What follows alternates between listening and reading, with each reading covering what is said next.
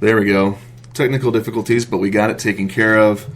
Apologies, but we are here live in the Pinnacle studio. Thank you for the applause to our live studio audience.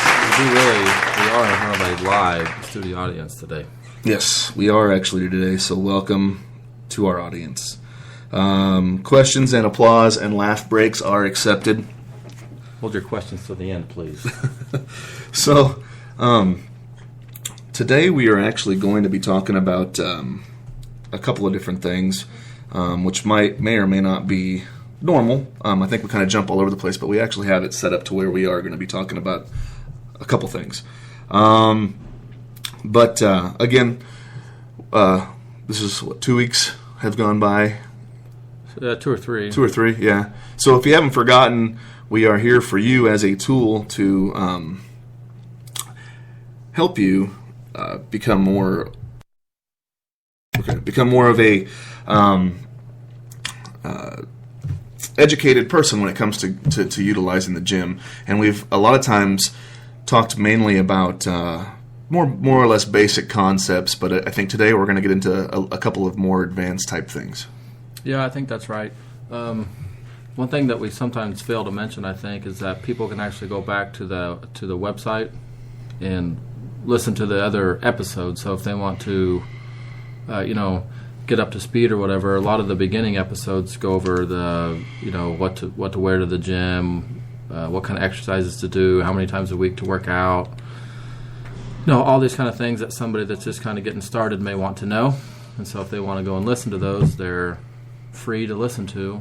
Yep. And they're each about 20 to 30 minutes long, and we'll probably have, 10 or 15 or more back episodes now, I suppose. Oh, yeah, I think we're on episode like 17 or 18 now. Okay, so and the other thing is that it's also one of the unique things about our show is that we also broadcast live.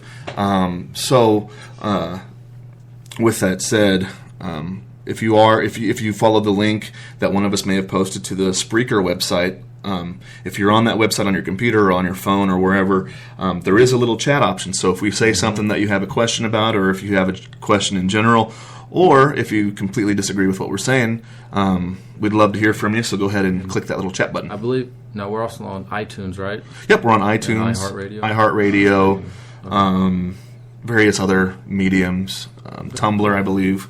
So I don't know anything about this stuff. That's why I'm getting a clarification for myself too. Yeah, absolutely. Yeah, we're on a bunch of basically wherever you get your podcasts is where we are found. So let's dive in. What do you want to talk about first? Well, I was going to start with a little rant and a rave. Well, let's do it. I love it because that's my favorite thing to do on this show. That's all right. No, I wanted to talk about people taking a break from doing their weight training, specifically during the summer. That's what we see a lot of. So it seems like every single year, we've been in business here for 10 years. Every single summer, it gets slower as far as people coming in and using the gym in any capacity, really, whether it's a class or whether they're working out on their own or doing cardio or doing their weight training. But the number one thing I see is people just skip their weight training, though. It's like they feel like, well, I'll do more cardio outside because it's warm outside. I have all these other activities to go to, so, I'm too busy. Right. They're going to the lake and doing the baseball games and, all stuff that does keep people busier. Sure. And then we hear a lot of people think they eat less during the summer because it's hot. I hear that a lot. Sure. I think I eat the same, but I don't know. Maybe I eat more. Yeah. But anyway, they skip their weight training, and that's probably the worst thing they could do. Well, there's a whole lot of stuff wrong with that, really. When it comes down to it, if you're more active, then you probably need more calories. And then just the whole skipping the weight training thing is not a good idea either. I think it was kind of important to, why is it not a good idea to skip weight training? Even if you're doing increased cardio because you're at the lake, 3 times a week riding your bike. That's a good thing. As far as riding your bike or walking the dog outside more, whatever. But you can't put enough resistance on your body to keep muscle on your body by walking the lake. So people are going to start losing weight, yes. Right. A lot of it, they might be losing muscle because they're not actually lifting weights. Right. Their composition may not be changing as positively as they think. Sure. So they really need to come into the gym and just do a couple of weight training sessions a week. It doesn't Sure. take a lot, 2 or 3. Right, and again, placing emphasis on the scale and type of thing. I always lose weight over the summer.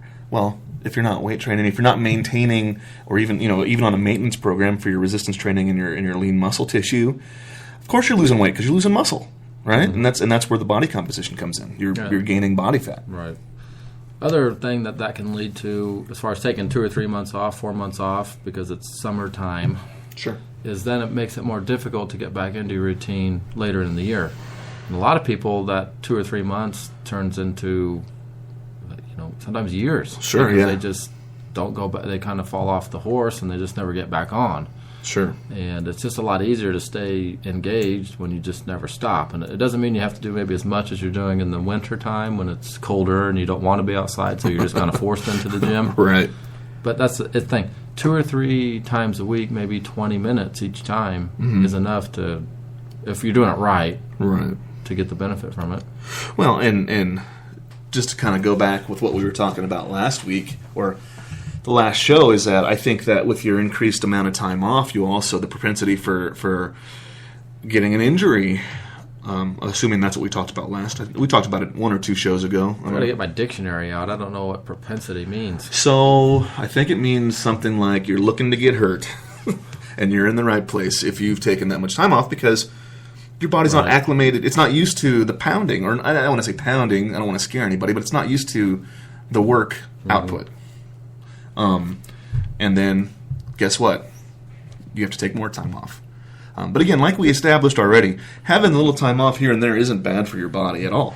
And I think you talked about that, especially the more advanced you are.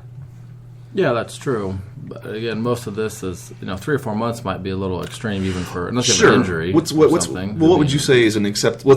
Not counting an injury, what would you say is an acceptable amount of time off for the body? You know my answer to every question. I know. It depends, and it does. A couple of weeks for most people would be more than enough, though, to kind of, I would say, just in general, a week or 2. Well, and that's also assuming that you're in here hitting it very, very hard. Right. Too. Most people aren't. Again, this show is really, at least up until this point, has been more geared towards the beginner. Sure. And so we're assuming most of the time that you're not trying to win a powerlifting contest. Right. Right. And you're not trying to set world records. You're just trying to. These people are trying to be healthier, lose 5 or 10 pounds of body fat, gain a little bit of muscle. So the things I'm talking about are going to help them to do that. Sure. Now I know we're getting ready to shift gears a little bit. A little bit more serious, because we've had 18 episodes of beginner, which is fantastic. But we need to cater a little bit towards maybe some people who are a little, beyond that. Well, and another thing about just kind of going back, because again, knowledge is power, and we want to give everybody plenty of tools in their toolbox. Coming from a couple of tools, sitting at a desk, we want to also, think about this in terms of taking the time off and of the gym and losing the lean tissue. Is that the more lean tissue your body has to support, the higher your resting metabolic rate is. The faster metabolism is when you're at rest, basically. So if that's the case, and you're burning through your muscle because of your increased cardio output over the summer without maintaining your weightlifting, then your metabolism, in essence, is going to slow down. Therefore, you're going to gain some weight, maybe. Yeah, that's what I'm saying. Your metabolism is going to slow down because you're losing muscle, because you're not doing the weight training. That's exactly what I'm saying. So they can't put enough resistance on their body by riding a bike compared to doing a set of squat to keep muscle there. It's just not going to happen. Now we're on the same page. Got it. Well, and so there is a time aspect, but again, I think that's all about prioritizing. Because kids might be in baseball and summer camp and running people from here to there. So again, you said 20 minutes a week is not that big of a commitment. 20 minutes 2 times a week. I mean, if you come in here to Pinnacle, for example, I can personally just give you a routine that will probably take 20 to 30 minutes, because I've given it to hundreds of people twice a week. I mean, because it's efficient, and I'll show you how to do it, or somebody will, and it's all you need. It's not complicated. I can teach you in probably an hour how to do it. Okay. Anybody, really. All All right. Well, that's definitely a good thing to know and a good thing to establish, especially for those people that are living a busy lifestyle. Right. So, do you want to move on? Yep. Okay. So, what do we mean by angles? Well, I mean, and this is okay. So let me actually bridge this a little bit better. Let me frame this and bridge it a little better. We're moving on to the second half of this show is going to be. We're going to start a little bit more of an advanced. I don't want to say series, but we're going to start talking a little bit more advanced concepts because we've gotten a lot of the basics out of the way, and I think a lot more shows than I think we anticipated for basics, but and I'm sure there's still more things that we can talk about. However, we want to give you guys and gals that have been in the iron game a little longer than a year or two, a couple years, a little bit of information couple decades.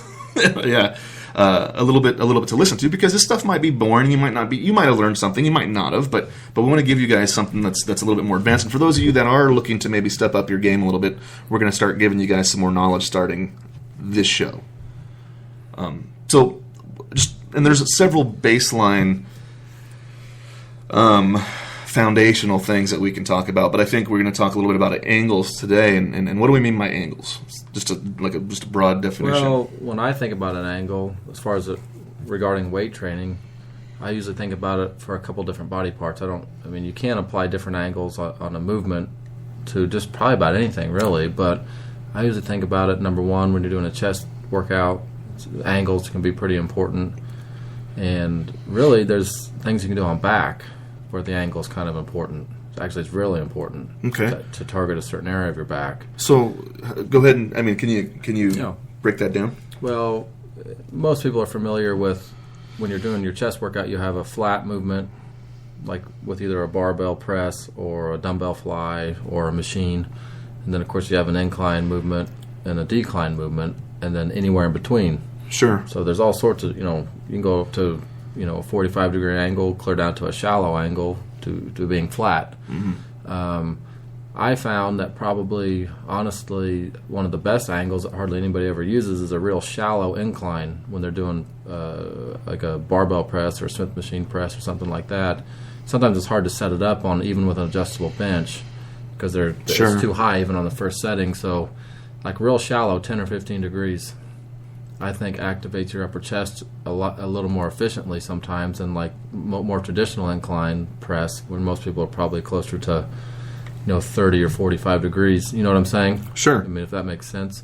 So in order to do that, sometimes we will set up a incline bench press or something, or I'll move slightly, use a weight or something to put it underneath of a bench. Okay, sure. To make the angle shallower, so put it on the front end, not the back. Okay. Of like a bench. What would you say are benefits of training for different angles on a body part?